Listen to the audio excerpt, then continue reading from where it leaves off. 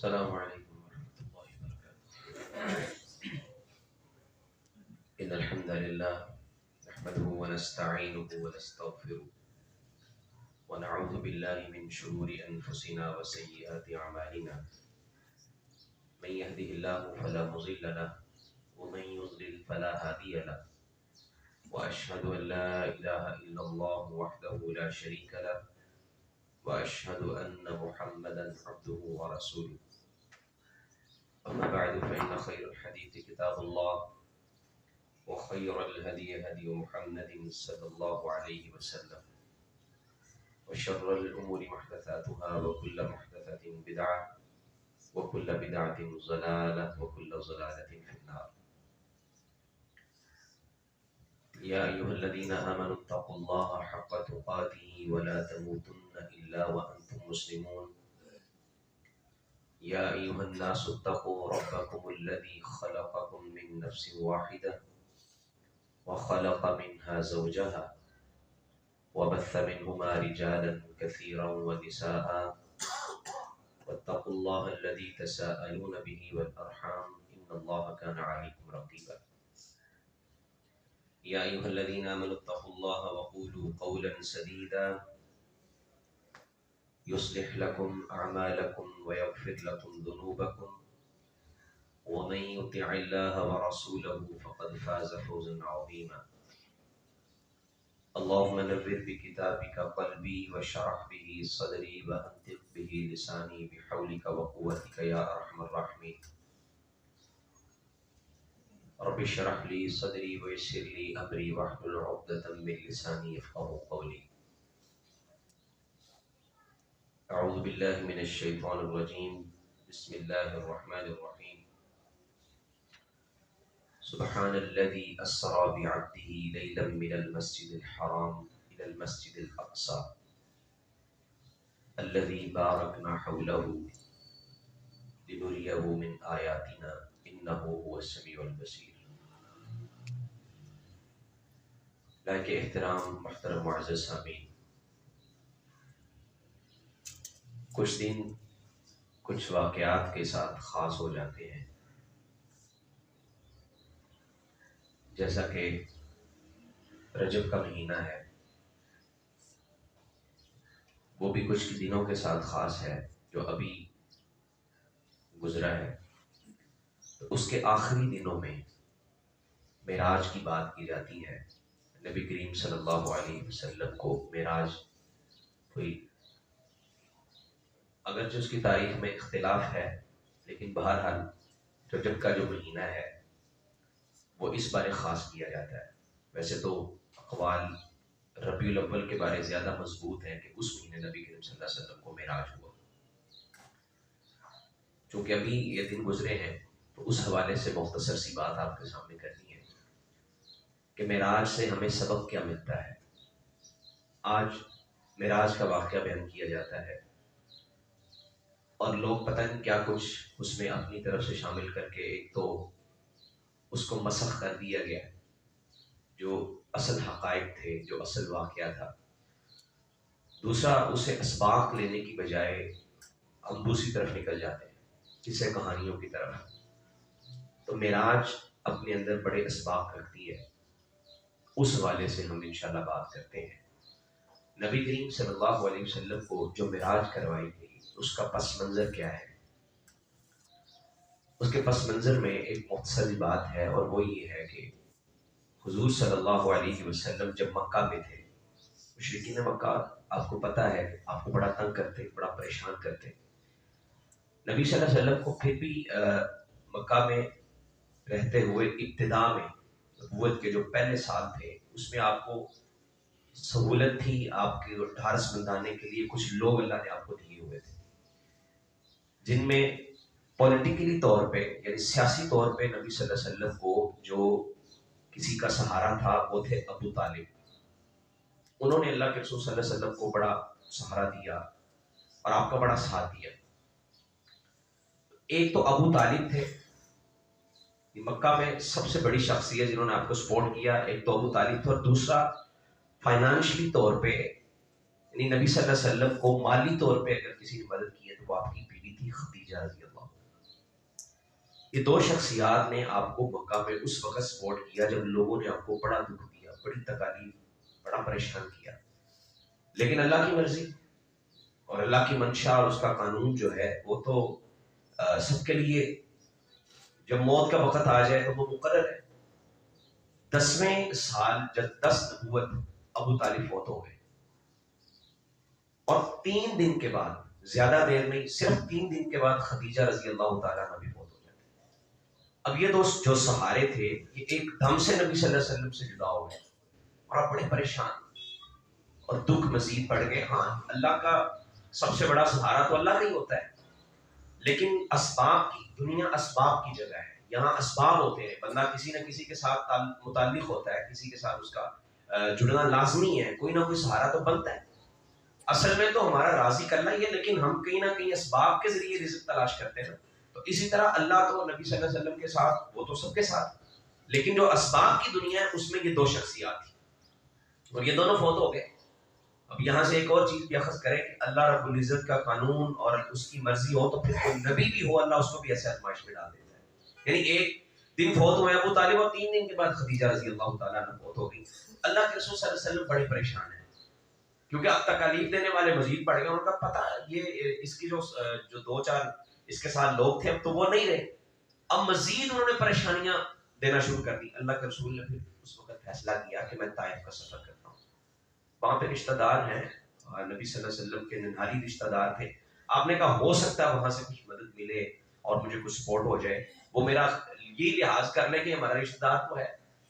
لوگ اپنے آبائی جگہ پہ جب جاتے ہیں نا وہاں سے لوگ یہی حیا کر لیتے ہیں اور اس چیز کا پاس رکھتے ہیں کہ یار یہ ہمارے خاندان کا ہے یا یہاں پہلے رہتا رہا ہے، اس کے بڑے رہتے رہے، تو اس کا بھی ایک لحاظ ہوتا ہے۔ تو طائف کا سفر بھی آپ کے سامنے، نبی صلی اللہ علیہ وسلم کو کس طرح اس وقت لوگوں نے پریشان کیا اور کیسے آپ کو جو ہے نا وہاں پہ اوباش لڑکوں کو پیچھے لگایا گیا، آپ کی پریشانی مزید بڑھ گئی۔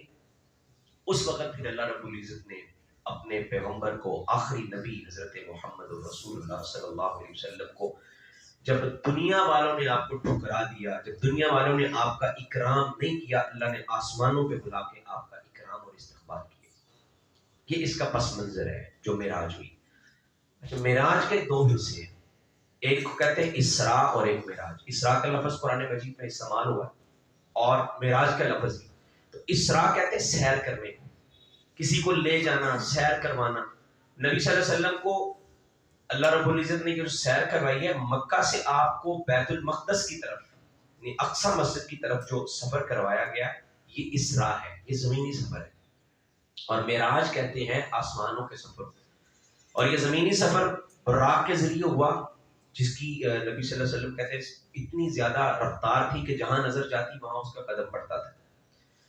اور معراج کہتے ہیں، معراج اس میں آلہ ہے، یہ آراج یا رجوع سے اس میں آلہ کہتے ہیں کوئی چیز استعمال والی۔ تو آراجہ کا مطلب ہے چڑھنا، تو معراج کہتے ہیں سیڑھی کو جس کے ذریعے چڑھا جائے۔ تو یہ سیڑھی کے ذریعے آسمانوں کی طرف نبی صلی اللہ علیہ وسلم کا سفر ہوا ہے۔ اور وہ سیڑھی کس طرح کی تھی، اس کا کیسا اللہ کا قانون ہے، اللہ نے کس طرح سے اس کو رکھا، یہ اللہ کی مشیت ہے، وہی جانتا ہے ان سارے حالات کو۔ بہرحال زمینی سفر اسراء ہے اور معراج آسمانوں کا سفر ہے۔ نبی کریم صلی اللہ علیہ وسلم کو یہ کروایا گیا۔ یہاں پہ 1-2 باتیں ہیں جو اشکالات ہیں، وہ ذرا رفع کرنا بڑی ضروری ہے۔ پہلے بھی ہم نے اس پہ گفتگو کی ہوئی ہے، لیکن ہماری گفتگو اصل ہے اسباق، اس میں ہم نے بات پہلے نہیں کی، اس کے اسباق کو ہم نے غور سے دیکھنا ہے۔ پر اشکالات یہ ہیں، بعض لوگ، آج سائنسی دور ہے، لوگ کہتے ہیں ہر چیز کو سائنس پہ پرکھو، فلاں چیز سائنس پہ پوری اتر رہی ہے، اس کو مان لیا جائے گا۔ آج اسلام کو بھی لوگ اسلام کی بھی اسلامائزیشن کر دیتے ہیں، اس کو اسلام جو ہے نا وہ اس کے کس دوسری سائنس کے مطابق کرنے کی کوشش کر رہے ہوتے ہیں۔ جیسے بینکنگ کا نظام ہے تو بینکنگ کی اسلامائزیشن کر دیتے ہیں، اسلامی بینک کاری کر دو، حالانکہ اسلام کے اندر پورا نظام موجود ہے ہر چیز کا۔ دوبارہ سائنس کا زمانہ ہے، لوگ مانتے نہیں ان چیزوں کو، لوگ کہتے ہیں کیسے ہو سکتا ہے جی یہ ایک رات کا سفر ہو، اس لیے لوگوں نے تعویلیں کر دی۔ خود ساختہ تفاسیر کرنے والے مفسر اٹھے اور انہوں نے لوگوں کی ہمدردیاں بٹورنے کے لیے، یا پھر اس لیے کہ دیکھیں جی ہم اس کو سمجھیں، مولویوں نے تو سیدھا سیدھا بیان کیا نا، اللہ کے نبی صلی اللہ علیہ وسلم آسمانوں پہ گئے تو یہ تو ممکن نہیں۔ انہوں نے کہا ہم سمجھے صحیح، ہم اس کی تعویل کر دیتے۔ تعویل کیا کہتے ہیں جی جسم آپ کا وہاں پہ تھا، روحانی طور پہ آپ کو معراج کروایا گیا، یعنی آپ کی روح کو معراج کروایا گیا۔ یا پھر خواب میں نبی صلی اللہ علیہ وسلم کو معراج کروائے گا، جبکہ یہ بات حقیقت نہیں ہے. نبی صلی اللہ علیہ وسلم کو جسم کے ساتھ معراج کروائی. اب اللہ رب العزت نے کیا کہا؟ سبحان الذی اسرا. اب دیکھیں نا، بندہ کسی کو کہہ رہی میں سیر کر کے آیا ہوں، مثال کے طور پہ یہاں سے کوئی بندہ کہتا ہے جی میں نے امریکہ کی سیر کی ہے، میں سوات کی سیر کر کے آیا ہوں. اس کا مطلب یہ تو نہیں ہوگا وہ کہ میں نے خواب میں دیکھا.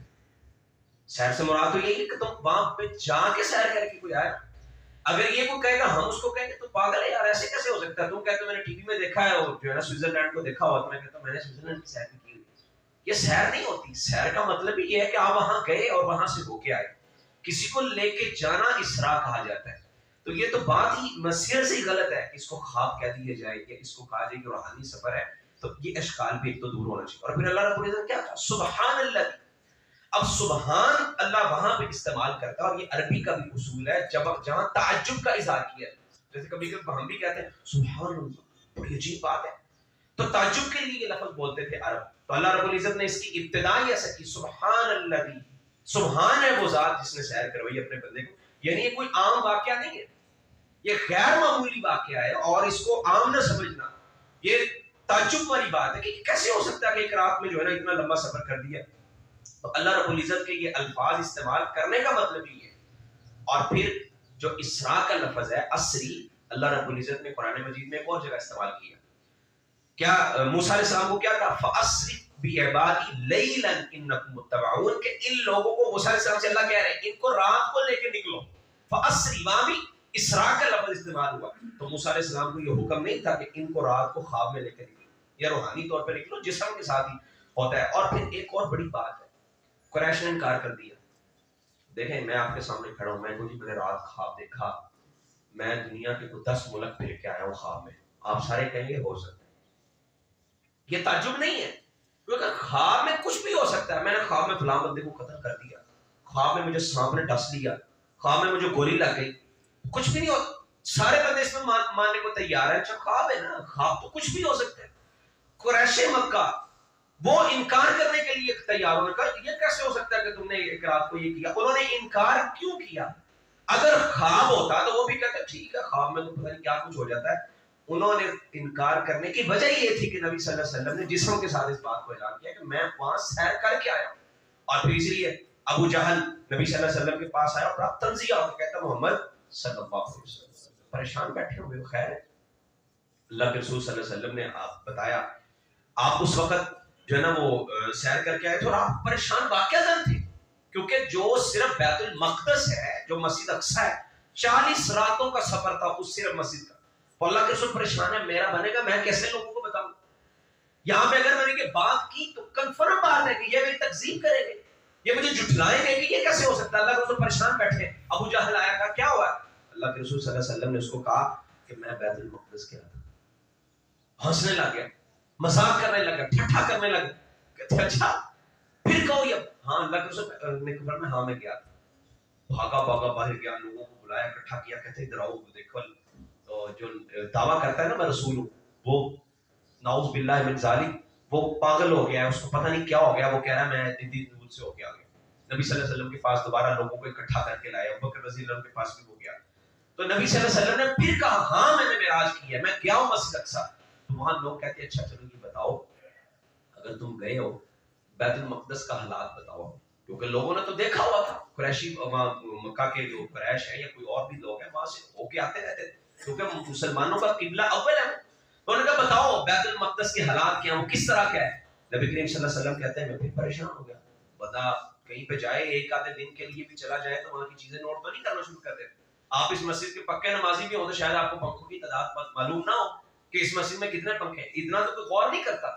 اللہ کے رسول صلی اللہ علیہ وسلم کہتے ہیں میں پھر پریشان ہو گیا. پھر آپ فرماتے ہیں لما کذبنی قریش قمت فی الحجر فجل اللہ لی بیت المقدس. اللہ کے رسول نے فرمایا کہ جب مجھے انہوں نے جھٹلایا میں کھڑا ہو گیا، اللہ نے میرے سامنے بیت المقدس کو ایسے کر دیا جیسے میں بالکل اسے اپنی آنکھوں سے دیکھ رہا ہوں. اللہ کے رسول نے بیان کرنا شروع کیا کہ وہاں یہ ہے وہاں وہ ہے. لوگ کہتے ہیں اس سے اختلاف اپنی جگہ، ہم اس کو مانتے تو نہیں ہیں، لیکن جو یہ کہہ رہا ہے وہ سب کچھ سچ کہہ رہا ہے، باتیں اس کی سچی ہیں. بیت المقدس واقعہ نہیں ایسا ہے. یہ کیسے ممکن ہے کہ کوئی بندہ اتنی جو ہے نا باریکی سے کسی چیز کو بیان کرتے، وہ تو سامنے دیکھے گا تو بیان کرے گا. تو نبی کریم صلی اللہ علیہ وسلم کو بہرحال یہ جب معراج ہوا تو لوگوں کا جھٹلانا بھی اس بات کو ثابت کرتا ہے کہ آپ کو روحانی نہیں بلکہ جسمانی طور پہ معراج ہوا. اور بھی اس کے دلائل ہے، بارہ تفصیل میں نہیں جاتے. تو ایک اور بات بھی ہے، اللہ رب العزت نے کہا ہم نے لوگوں کو اس کی آزمائش بنا دیا. یعنی کچھ لوگ اس کو جھٹلا کے کافر ہو گئے اور کچھ نے اس کو مان لیا اور وہ صدیق بن گئے. تو یہ آزمائش بھی تب بنتی ہے جب نبی صلی اللہ علیہ وسلم اپنے جسم کے ساتھ جاتے ہیں. اور پھر دوسرا مسئلہ اس کی طرف توجہ دلانا بھی بڑا لازمی ہے، اور وہ یہ کہ نبی صلی اللہ علیہ وسلم نے اللہ کو دیکھا ہے کہ نہیں دیکھا. اب یہاں لوگ بڑی ٹھٹائی کے ساتھ اس کو بیان کرتے ہیں، بلکہ لوگوں نے تو اس کو افسانہ بنا دیا، پتہ نہیں کیا کچھ بنایا. وہ کہتا جی وہ علی حجویری صاحب نے وہ لکھا ہے کہ نبی صلی اللہ علیہ وسلم اس طرح اوپر گئے، اور کچھ نے یہ کہا، وہ کینیڈا کے ایک خطیب صاحب ہیں، وہ ادھر رہتے ہیں، وہ کہتے ہیں کہ اللہ کے رسول گئے، دروازہ کھلا اور اللہ سے بغل گیر ہو گئے. نعوذ باللہ من ذالک، کہ اللہ کی بھی توہین ہے اور نبی صلی اللہ علیہ وسلم کی بھی توہین ہے کہ اللہ کے ساتھ بغل گیر ہوئے، اور پتہ نہیں وہ عشقیہ داستان بنا کے اس کو پیش کیا لوگوں کے اندر. اور پھر وہ کہتے ہیں اس کے بعد کی داستان ہم آپ کو بیان نہیں کر سکتے. کوئی کہتے ہیں فلاں نے رومی نے یہ لکھا، فلاں نے یہ لکھا، جبکہ کتابوں کے اندر، قرآن کے اندر یہ کوئی موجود نہیں ہے کہ اللہ کو دیکھا. اللہ کو دیکھنا ممکن نہیں ہے دنیا کی آنکھ سے. نبی کریم صلی اللہ علیہ وسلم کے بارے اس طرح کی باتیں کرنے والے یہ بڑی جسارت کرتے ہیں، حالانکہ یہ جسارت کر نہیں سکتا عام بندہ. اہل السنہ کا یہ عقیدہ نہیں ہے. اہل السنہ کا یہ عقیدہ کہ اللہ کو نہیں دیکھا. سیدہ عائشہ رضی اللہ تعالی عنہا، ان سے بھی کسی نے یہ سوال کیا تھا. حضرت مسروق رحمۃ اللہ علیہ کہتے ہیں میں نے سیدہ عائشہ سے پوچھا کیا نبی صلی اللہ علیہ وسلم نے اللہ کو دیکھا معراج کے موقع پہ؟ تو عائشہ پریشان ہو گئی، کہتی تم نے کیسا سوال کیا؟ کہتی ہے جان لو تین باتیں جو بندہ کرتا وہ جھوٹا انسان ہے، اس کے جھوٹا ہونے میں کوئی شک نہیں ہے. جو بندہ یہ کہے کہ نبی کریم صلی اللہ علیہ وسلم نے کتاب اللہ سے، قرآن مجید سے کچھ چھپا لیا تھا، وہ جھوٹ بولتا ہے. اور جو یہ کہے نبی صلی اللہ علیہ وسلم عالم الغیب تھے، آپ غیب کی خبریں بھی جانتے تھے، وہ بھی آپ کی توہین کرتا ہے، وہ جھوٹ بولتا ہے. اور فرماتی ہے جو یہ کہے نبی صلی اللہ علیہ وسلم نے رب کو دیکھا، وہ بھی جھوٹا انسان. اور عائشہ کہتی ہے میں نے بھی اللہ کے رسول سے یہ سوال کیا تھا. تو نبی کریم صلی اللہ علیہ وسلم نے کہا کیسے؟ اور یہی سوال حضرت ابو ذر غفاری کہتے ہیں میں نے اللہ کے رسول سے کیا. آپ کہتے ہیں نور انا اراہ، اللہ تو نور ہے، اس کو میں کیسے دیکھ سکتا ہوں؟ نور کو نہیں دیکھا جا سکتا. ہاں جب قیامت کا دن ہوگا، جب انسان جنتی ہونے کا اس کا فیصلہ ہو جائے گا، تب اللہ اپنا دیدار کروائے گا. نبی کریم صلی اللہ علیہ وسلم نے صحابہ نے کہا تھا نا کیسے دیکھیں گے، اللہ تو نور ہے. آپ نے فرمایا جیسے تم سورج کو دیکھتے ہو اور اس کے سامنے جب بادل آ جائیں، ایسے سورج نہیں دیکھا جا سکتا، نور ہے، کتنی روشنی ہے. جب بادل آ جائے تو آسانی سے دیکھ لیتے ہیں. فرمایا اللہ کو تم ایسے ہی دیکھو گے. بہرحال قیامت کے روز دیکھنا اور ہے، اس وقت اللہ رب العزت انسان کو یہ طاقت دے گا، وہ اللہ کو دیکھے گا. اللہ ہم سب کو اپنا دیدار نصیب کرے. موسیٰ علیہ السلام نے کہا تھا اللہ سے، کہتے اللہ انظر الیک، میں تجھے دیکھنا چاہتا ہوں. اللہ نے فرمایا لن ترانی، تو مجھے نہیں دیکھ سکتا. موسیٰ علیہ السلام نے پھر بھی اصرار کیا نہیں اللہ میں نے تجھے دیکھنا ہی دیکھنا ہے. تو اللہ نے پھر اپنی تجلی جب پہاڑ پہ ڈالی، موسیٰ بھی بے ہوش ہو گیا اور پہاڑ بھی ریزہ ریزہ ہو گیا، نہیں دیکھ سکتے. اللہ کو دیکھنا ممکن ہی نہیں ہے. اور پھر یہاں پہ ایک دلیل دی جاتی ہے. میں ایک مولوی صاحب کا خطاب آج ہی سن رہا تھا، وہ کہہ رہے تھے کہ وہ قرآن کی آیت پڑھتے ہیں، نبی صلی اللہ علیہ وسلم قریب ہو گئے، ثم دنا فتدلی، کہ جب وہ اس طرح سے اپنا انداز ان کا اور اپنے انداز میں لوگوں کی واہ واہ بٹورنے کے لیے پتہ نہیں کیسے یہ لوگ کیا کرتے ہیں. حالانکہ دلیل کہاں کی ہے، اس کو ملا کہاں پہ دیا. کہ اللہ اتنے قریب ہوئے، اتنے قریب جتنا دو کمانوں کے درمیان فاصلہ رہ جاتا، اور پھر اللہ کے ساتھ نبی صلی اللہ علیہ وسلم کا جو ہے نا وہ ایسے وہ بغل گیر ہو گئے، ایک دوسرے سے مل گئے. تو یہ جو ثم دنا فتدلی فکان قاب قوسین او ادنی، یہ دلیل جو ہے یعنی یہ آیت ہے، اس کا مطلب اس کا پس منظر ہی اور ہے. یہ کہاں کی آیت کہاں پہ جا کے لگا دی. یہ تو وہ موقع ہے جب نبی کریم صلی اللہ علیہ وسلم پہ پہلی وحی آئی، تو اس کے بعد 3 سال جو ہے نا وہ 3 مہینے تک 3 سال تک وحی نہیں آئی. اللہ کے رسول بڑے پریشان، 3 سال تک وحی نہیں آئی. اللہ کے رسول بڑے پریشان ہیں. آپ کبھی کبھی کہتے ہیں میرا دل کرتا ہے میں پہاڑ پہ چڑھوں اور نیچے کود کے جان دے دوں، ایسے حالات ہو گئے. اس وقت اللہ رب العزت نے آپ پہ وحی نازل کی تو جبریل کو آپ نے دیکھا. تو جبریل کے بارے نبی صلی اللہ علیہ وسلم کہتے ہیں وہ اتنا میرے قریب ہو گئے، قرآن نے بھی اس کو بیان کیا کہ جیسے 2 کمانوں کا فاصلہ ہوتا ہے. نبی صلی اللہ علیہ وسلم نے جبریل کو دیکھا. اور پھر اگلے الفاظ ہے فَأَوْحَى إِلَىٰ عَبْدِهِ مَا أَوْحَىٰ، ہم نے اپنے بندے پہ وحی کی جو وحی کرنی تھی. دیکھیں وحی اللہ تب کرتا ہے جب اللہ کسی کے سامنے نہیں ہے. اگر اللہ سامنے ہے تو پھر تو کلام ہوتی ہے نا، سامنے بندے سے تو وحی نہیں ہوتی. اللہ رب العزت نے اگر نبی صلی اللہ علیہ وسلم کو اپنے قریب کیا، 2 کمانوں کے درمیان اتنا فاصلہ اتنا قریب کر لیا، تو وحی کا تو سوال ہی پیدا نہیں ہوتا. پھر تو ہونا تھا کہ اللہ نے کلام کی، کلم اللہ ما کلم، جو اللہ نے چاہا اللہ نبی صلی اللہ علیہ وسلم سے بول کے بات کی. ایسا نہیں ہو سکتا بندہ سامنے کھڑا اور بندہ اس کو کال ملا کے بات کرے. سامنے کھڑا ہے، کال ملانے کی ضرورت کیا ہے؟ ڈائریکٹ بات کر لو. اللہ نے وحی کے الفاظ استعمال کیے کیونکہ یہ جبریل علیہ السلام کا موقع ہے. جب وہ آپ کے پاس ہے تو اللہ نے آپ کی طرف وحی کی. بہرحال یہ ناانصافی ہے اس طرح سے بات کی جائے کہ نبی صلی اللہ علیہ وسلم نے اللہ کو دیکھا. اللہ کو دیکھنا ممکن نہیں ہے. قیامت کے روز اللہ جنتیوں کو دیدار کروائے گا، اور کئی ایسے جنتی ہوں گے جن کو دن میں 2 دفعہ اللہ کا دیدار. اس پہ دلائل موجود ہیں، سب کچھ ہے. تو یہ بہرحال ذہن میں رکھیں، اللہ رب العزت کو نبی صلی اللہ علیہ وسلم نے نہیں دیکھا. پھر آپ نے وہاں پہ مشاہدات کیے، شق صدر ہوا، آپ کا سینہ جو ہے نا اس کو چیرا گیا. لوگ اس پہ بھی نہیں مانتے اس چیز کو بھی، یہ کیسے ہو سکتا ہے کسی کا سینہ چیرا جائے. حضرت انس رضی اللہ تعالیٰ عنہ کہتے ہیں اللہ کے رسول کے سینے پہ میں نے نشان دیکھے جہاں سے آپ کے سینے کو چیر کے آپ کا دل نکال کے اس کو جو ہے نا وہ پشت میں لایا گیا، پھر زمزم کے پانی سے دھویا گیا. یہ بھی ہوا. اس کے بعد براق کی بات ہے، بڑا تیز رفتار نبی صلی اللہ علیہ وسلم نے اس کا مشاہدہ کیا. اور پھر آپ نے جنت کو دیکھا، جہنم کو دیکھا. بیت المقدس میں جا کے آپ نے مہمان ان کی جو ہے نا وہ انبیاء کی امامت کروائی. اور یہ امامت کروانا یہ بڑا اعزاز ہے کہ نبی صلی اللہ علیہ وسلم نے سارے انبیاء کو جو شروع سے آخر تک جتنے بھی اللہ نے بھیجے تھے، رسول ہیں، نبی ہیں، سب کی امامت اگر کروائی ہے تو وہ حضرت رسول اللہ صلی اللہ علیہ وسلم نے یہ اعزاز آپ کو دیا. تو یہ بعد میں کروائی یا جاتے ہوئے یا آتے ہوئے، بہرحال کسی بھی وقت دونوں طرح دلائل موجود ہیں. پھر آپ کی مہمانی ہوئی، مہمان نوازی. جبریل نے آپ کے سامنے شراب پیش کی اور دودھ پیش کیا. شراب جو ہے، ایک تو یہ کہ شراب پہلے حرام بھی نہیں تھی، اور پھر دوسری ایک جنت کی شراب ہے. وہ پھر بھی بہرحال وہ شراب ہی ہے، لیکن وہ شراب طہور ہے. اس کے پینے سے منہ میں خوشبو آئے گی اور وہ خوشبو کبھی جائے گی. ایسی کمال کی شراب ہے جو اللہ جنتیوں کو پلائے. تو نبی صلی اللہ علیہ وسلم کے سامنے دودھ بھی پیش کیا گیا اور شراب بھی. آپ نے دودھ کو پیا تو جبریل کہتے ہیں آپ نے فطرت کو پسند کر لیا. اب آپ کی امت بھی فطرت پہ ہوگی کہ آپ نے فطرت کو چنا ہے. اس کے بعد سیڑھی کے ذریعے آپ آسمانوں پہ گئے اور آسمانوں پہ نبی صلی اللہ علیہ وسلم نے دستک دی اور دروازہ کھلا. پھر آپ نے انبیاء سے ملاقاتیں کی. سب سے پہلے آسمان پہ آدم علیہ السلام سے ملاقات ہوئی. وہ کہتے مرحبا، مرحبا کہا کہ پیارے بیٹے، پیارے بھائی، مرحبا.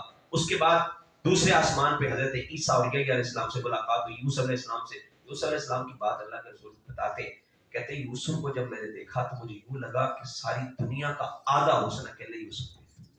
اللہ، کیسے حسین و جمیل اللہ نے بنائے تھے. ایسے تو عورتوں نے دیکھ کے اپنی انگلیاں نہیں کاٹ لی.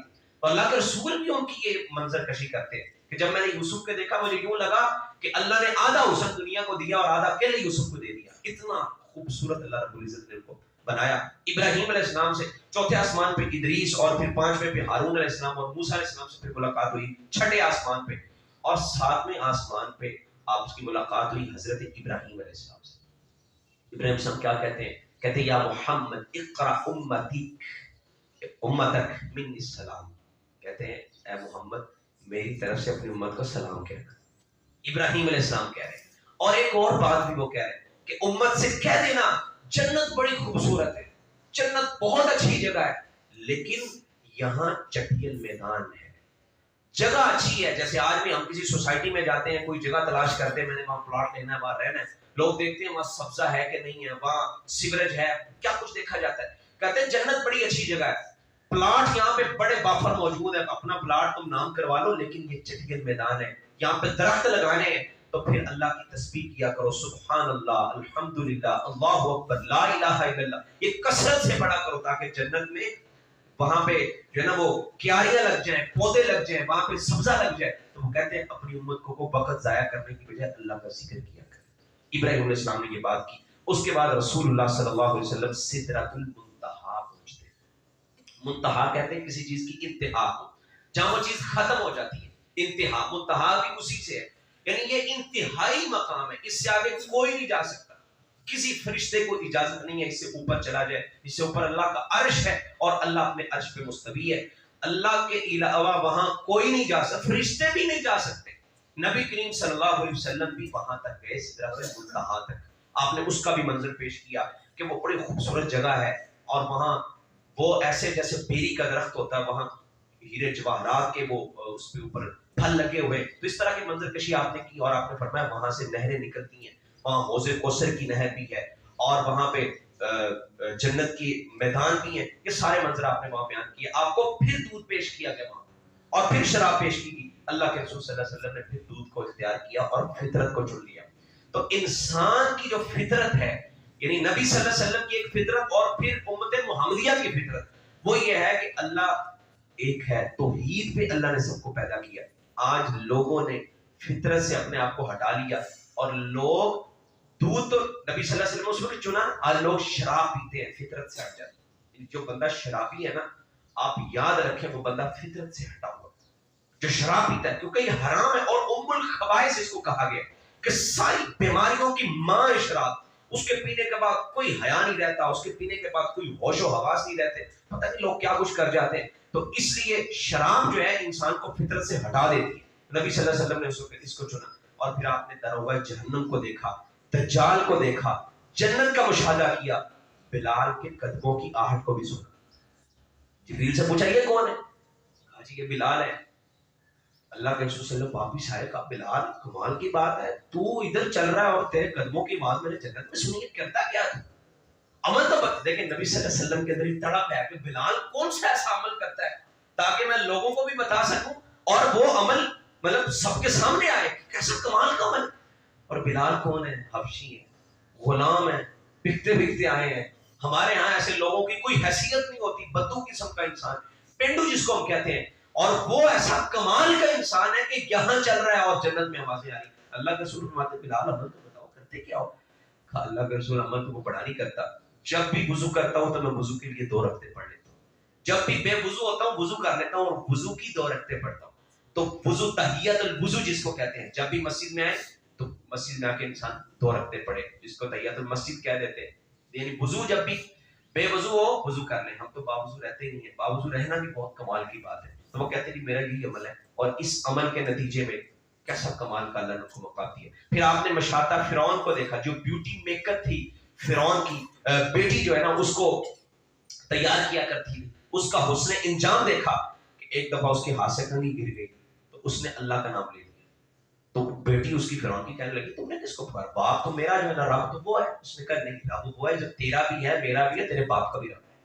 تو فرعون کے سامنے گئے، اس نے کہا کہ اس کو پہلے دھمکایا، وہ نہیں مانی. اس نے اپنی طرف سے جو بھی کرنا چاہا، کہا اس کو تیل آگ جلاؤ، اس پہ تیل رکھو، اس کے اندر اسے پھینک دو. اللہ نے اس کو یہ مقام دیا کہ جنت میں اس کی خوشبو آ رہی تھی.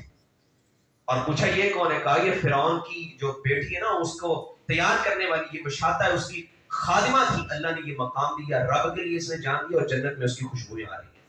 اللہ اکبر.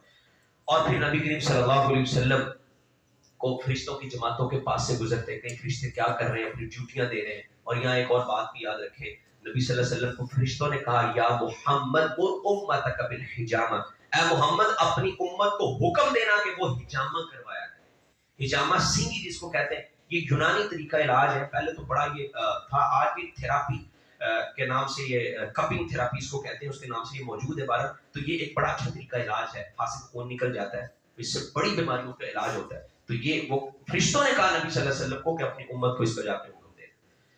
اب معراج کے بعد جو نبی صلی اللہ علیہ وسلم کو وہاں پہ تحفے ملے، جو پیغام ملے، سب سے بڑی بات جو اللہ نے کی، اللہ نے کہا اے محمد صلی اللہ علیہ وسلم جاؤ اپنی امت کو کہہ دو جو بندہ شرک نہیں کرے گا میں اس کو جنتوں کو مہمان بنا. اس نے شرک اگر نہیں کیا تو مشرک کے علاوہ میں سب کو معاف فرما دوں. اور قرآن میں بھی یہ کہا، پہلے بھی ہم نے اس پہ بات کی، اللہ نے شرک کو کبھی معاف نہیں کرنا.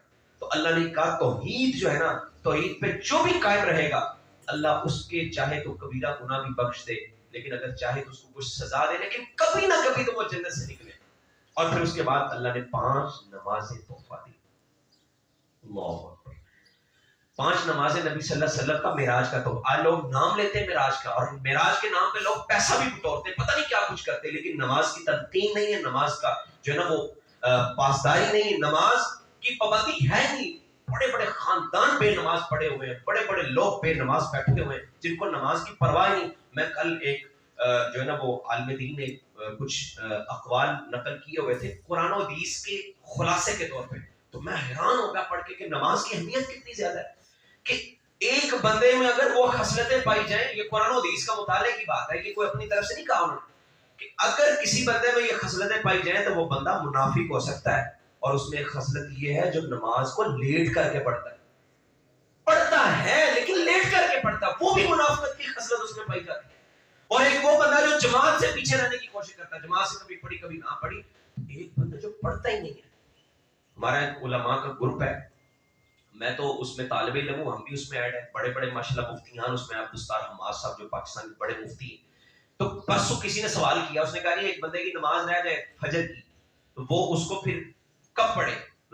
فجر کی نماز، عشاء کی نماز رہ گئی، وہ سو گیا، اب صبح کب پڑھے؟ تو وہاں جواب پتہ کیا ہے؟ اللہ اکبر۔ اور ہمارے ایک شیخ ہیں، مفتی ہیں ماشاءاللہ، انہوں نے جواب دیا، اور یہ قرآن و حدیث کا جواب دیا۔ انہوں نے کہا بھائی اگر تو عذر سے رہ گئی ہے تو پھر تو جب ٹائم ملا پڑھ لو، اگر عذر کے بغیر ایک ہی نماز رہ گئی پھر اس نے کفر کر دیا، توبہ کرے۔ پھر اس کا نبی صلی اللہ علیہ وسلم کو معراج پہ اللہ نے یہ تحفہ دیا ہے، ہم نے اس چیز کو یاد رکھا، معراج کے واقعے کو بنا سنگار کے اس کو تو بیان کیا، لیکن ہم نے تحفے کو بلا دیا، اس کے اسباق کو بلا دیا۔